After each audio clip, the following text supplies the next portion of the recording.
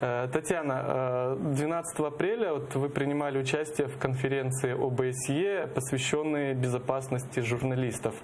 Очень важная, на мой взгляд, тема. Расскажите, пожалуйста, что это была за конференция, кто принимал в ней участие и как она прошла? Это было большое мероприятие ОБСЕ, где шла речь о нападениях на журналистов, о том, как защитить журналистов. Там было несколько сотен людей, представителей из разных стран региона ОБСЕ. Это Европа, и Азия, и США, и другие страны.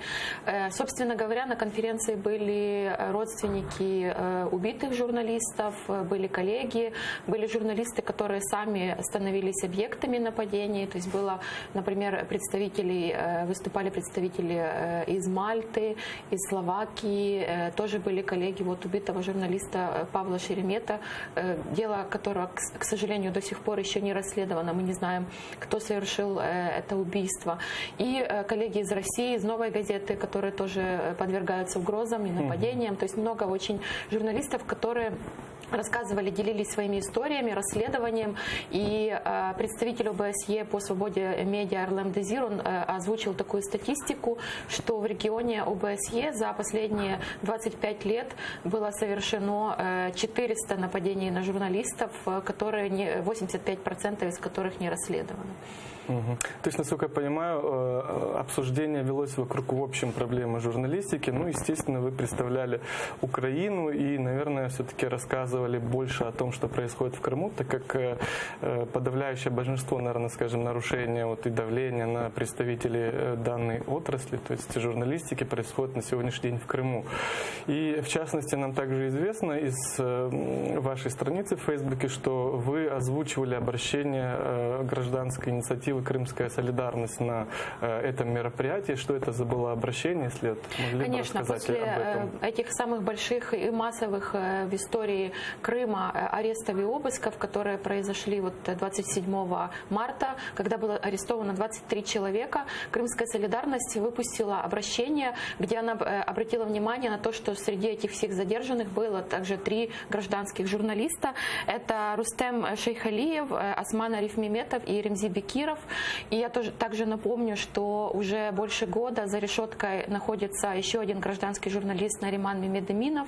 И, собственно говоря, в Крыму в той ситуации репрессий, тотальной зачистки медиапространства, уничтожения независимых профессиональных СМИ, гражданские журналисты сейчас едва ли не единственные, кто пытается освещать эти все преследования, репрессии.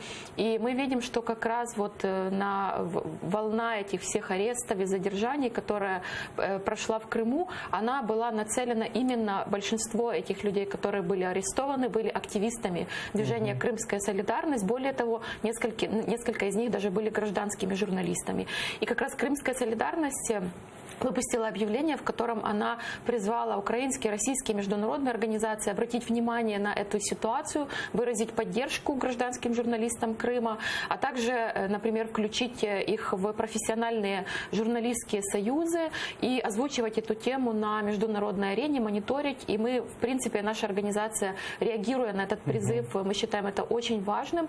Мы эту тему подняли именно на площадке, где обсуждались нападения на профессиональных журналистов, на профессиональные СМИ.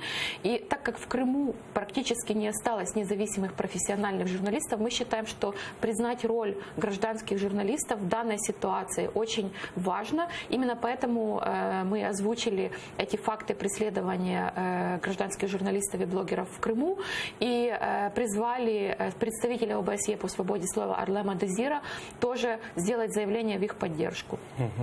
То есть как вообще выглядело то, что на общем фоне, где велась дискуссия о защите профессиональных журналистов, ваше выступление с тем, чтобы в Крыму есть необходимость поддержать, так сказать, непрофессиональных журналистов, это обычных людей, которые в силу сложившихся обстоятельств, в силу того, что, да, они не учились на журналистов, но то, что они сегодня выполняют своими действиями, это журналистика, по сути, то есть освещение судебных процессов, освещение обысков, дача каких-либо комментариев происходящим событиям, это по факту журналистика журналистская деятельность, и, на мой взгляд, она весьма небезопасная, осуществлять такую деятельность в Крыму.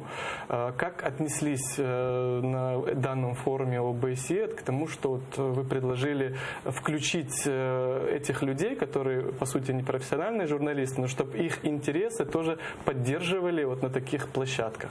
Мы считаем, что поддерживать крымских гражданских журналистов и блогеров сейчас очень важно, потому что наша организация вот за 5 лет оккупации Крыма зафиксировала более 500 нарушений прав журналистов в Крыму. Это и обыски, аресты, нападения от крымской самообороны, изъятие техники.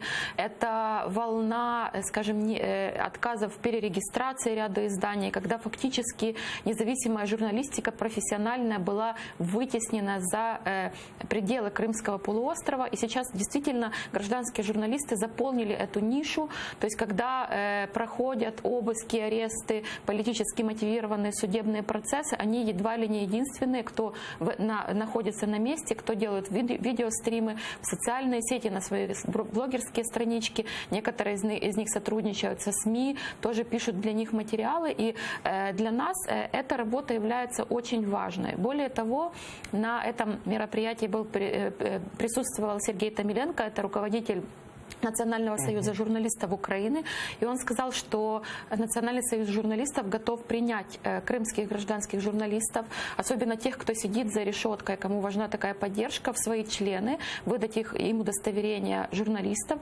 Более того, просить Международную федерацию журналистов включить их в свои ряды своих членов.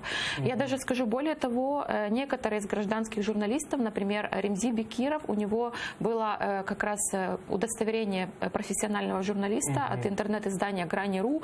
То есть мы можем сказать, что это уже некий процесс, когда гражданская журналистика становится более профессиональной, и когда эти люди становятся корреспондентами каких-либо изданий, украинских, российских или других.